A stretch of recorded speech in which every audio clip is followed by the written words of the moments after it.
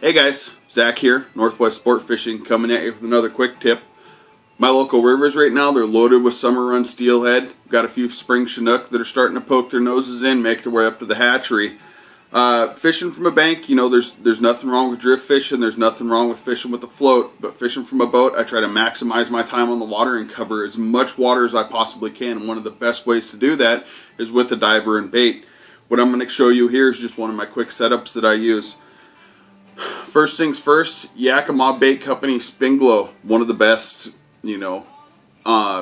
Orange and silver works good. Any of the greens, yellows, it just kind of seems to be a color these springers kick into. As far as hooks goes, I start with a 1/0 owner SSW followed by a size 1. And if you notice, I have these two turned opposite ways.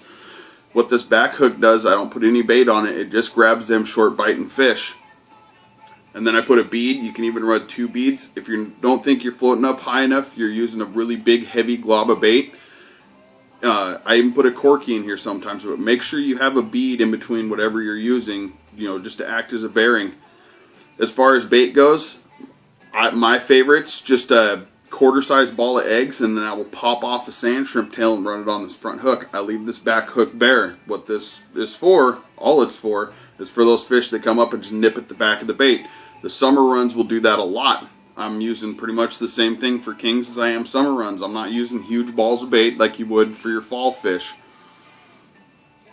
And then this is tied on 15-pound Maxima Ultra Green. I run a 6-foot leader. It's pretty long, to a swivel. And then from that swivel, got kind of a mess here,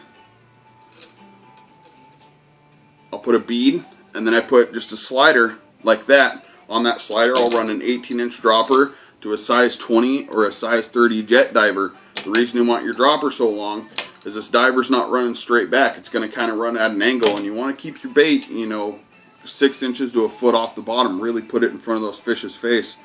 The best way to maximize fishing with these, do a slow back troll. These kings pretty much want the bait standing still, it seems like. And then even better way is just to anchor up on a promising seam. You know, don't anchor up in the middle of the river, cork off the side drifting, guys.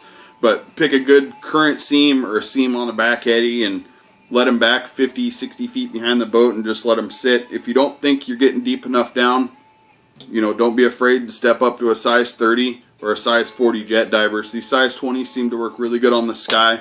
Most of our holes we're fishing are from 8 to 12 feet deep, and they work great and not dig the bottom too much.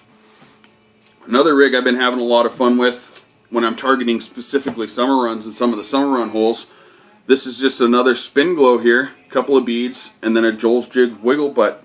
And then what I will put behind this is a sand shrimp tail. This just gives a lot of action in the water and really helps slow down those aggressive summer run fish. You know, these aren't our winners. They're not holding in holes. They're not waiting around. They are blowing up the river, and you really have to get something that's going to get their attention and put it right in their face. I hope this helps you guys out fishing. Tight lines. Everybody have fun.